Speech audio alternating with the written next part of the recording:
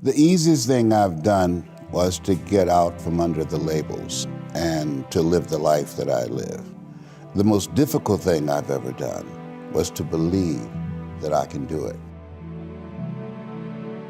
The difference is that when you don't know what's impacting you, and it's something that's holding you down and you're not aware of it. There are things that when you, in my situation, you live in a dominant culture that is designed to destroy your sense of self and your belief in yourself, and you have to learn ways in which you can begin to connect with this power that you have within yourself to handle where you are. The key is to be constantly in a perpetual process of discovering the truth of who you are and fighting constantly to look for ways in which you can escape the inner conversation. Between ages 0 and 5, we determine what's available to us and what's not available to us. And so that was a defining moment. I knew there are certain things I could not do, certain places I could not go. They used to have signs on Miami Beach that said, Jews, dogs, and coloreds not allowed. And so now you have to operate within the constraints of the dominant society and the things that they've created for you. And it's a challenge to see yourself beyond that and to work to get outside of that, even after those laws have changed, because that has become so much a part of you.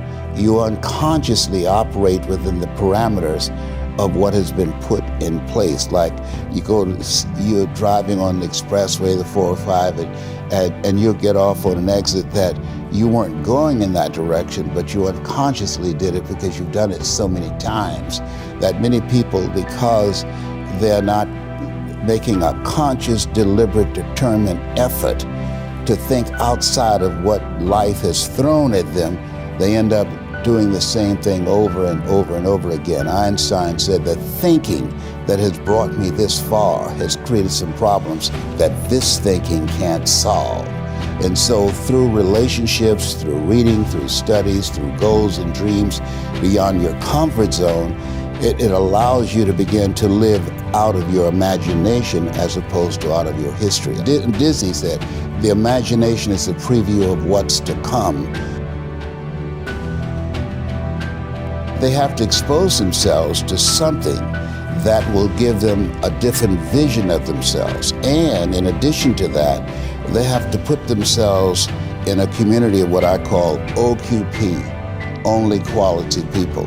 A gentleman who dramatically transformed my life. I was a junior at Booker T. Washington High School in Miami, Florida, and I went in his class looking for another friend, and he said, go to the board and work this problem out for me.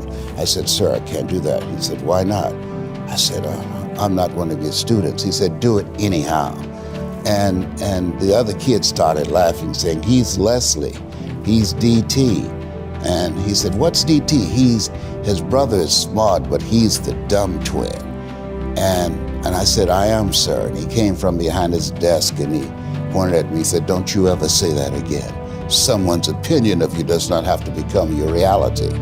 And he taught me 3 things. He said, if you want to become successful in life, young man, he said, number 1, you got to change your mindset. He said, you don't get in life what you want, you get in life what you are. Number 2, practice OQP, only quality people. You earn within $2,000 to $3,000 of your closest friends. I found that out. I left all my broke friends. I said, y'all gotta go. Because I used to be so broke, I passed the bank and tripped the alarm, you know?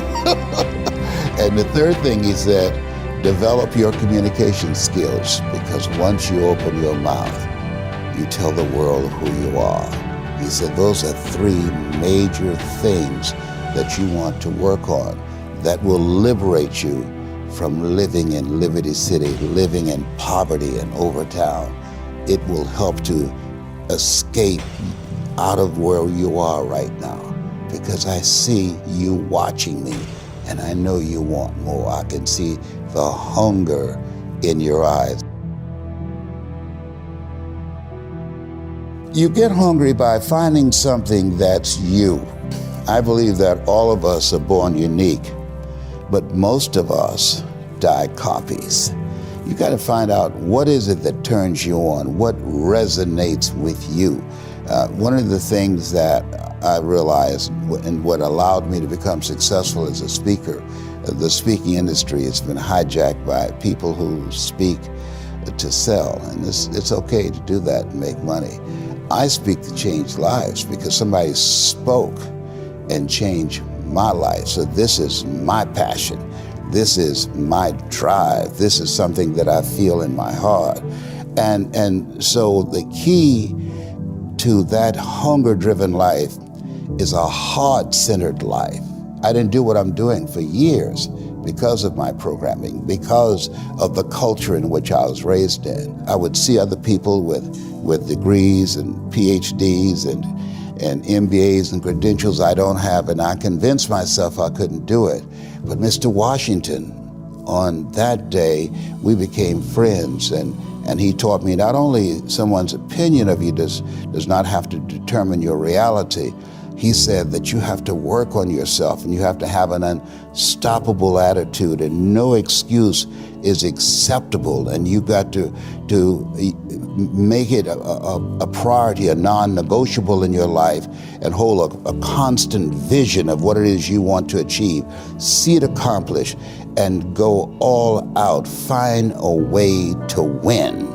In spite of the setbacks, in spite of the disappointments, in spite of your failures.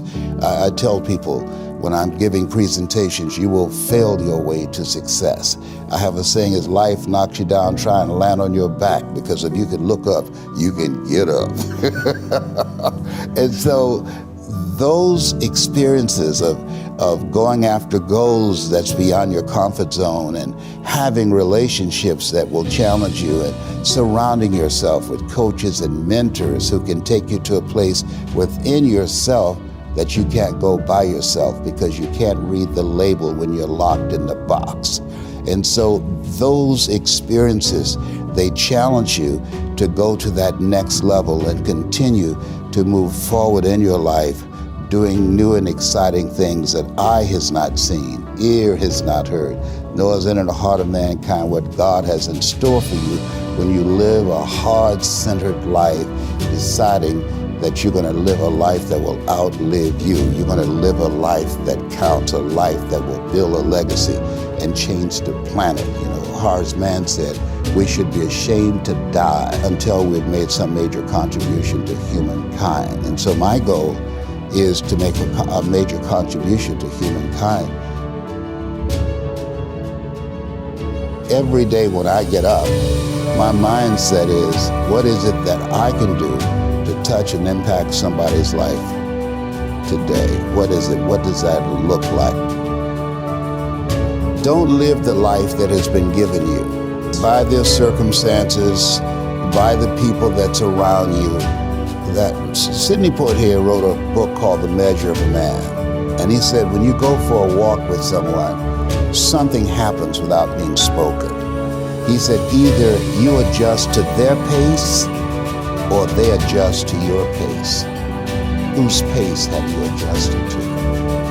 And so there are things that we pick up and we think that they're our choices, but they're choices that we've been programmed by life to do.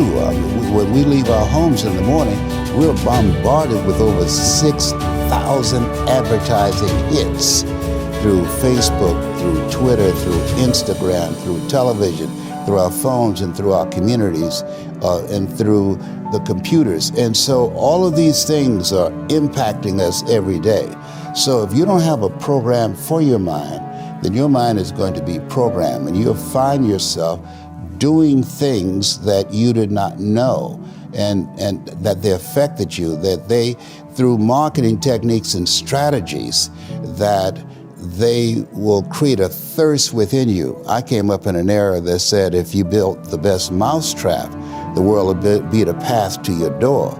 But if you know marketing, people will sleep outside your store to buy a telephone they've never touched or seen.